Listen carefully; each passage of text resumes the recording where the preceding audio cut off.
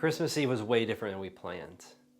We had been praying for this event for months and months and months, and the neighborhood was excited about this. And we had to make some adjustments, no problem, right? We weren't originally at the place that I thought we were going to be meeting at, but it's okay. We met on the beach area. It was beautiful. It was perfect because of the weather. It worked out. But there were some other variables that we didn't plan on.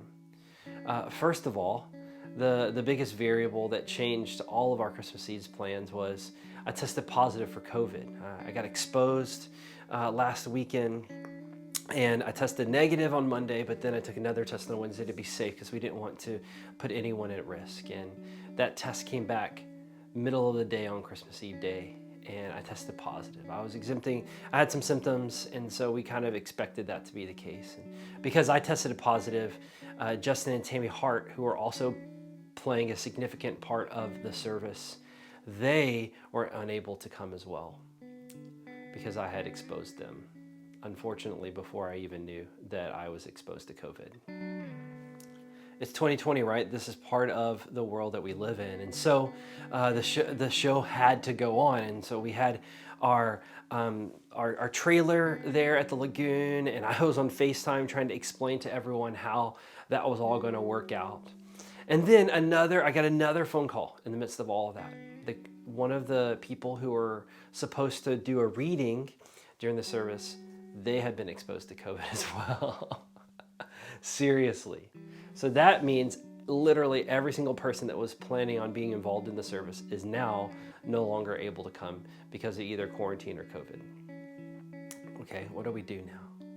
There's kind of this voice in the back of my head, hey, why don't you just cancel it? Why don't you just, no worries? And no, we said originally that we did not want this to be about one man. It's not about a service. It's not about a person. It's about a God, a good God who loves us so much. And so because of that, we continued on. We continued on.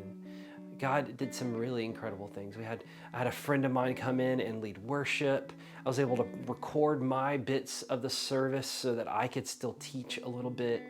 We had someone else jump in and do that reading. Our setup team, they did such an incredible job. We had some tech people come in and help figure out everything, and it ended up going on perfectly. And why do I tell you this story? It's not so that you can feel bad for me. I feel pretty good. I'm still quarantining in my house, but I have very mild symptoms of COVID. Why am I telling you this story? Because I want you to see that even in the midst of all the chaos around us, God is still in control. Even if all the people that we originally planned on being a part of the service couldn't go, God still had a plan. And God still was in control. And we were able to interact with so many different people, both online and in the service. We've had several people send us messages saying, thank you so much for the service. That was exactly what my family needed. I cannot wait to do this again next year. Prayer partners, thank you so much for praying for us. And I ask you to continue praying for us because there's so much more ahead. Bye.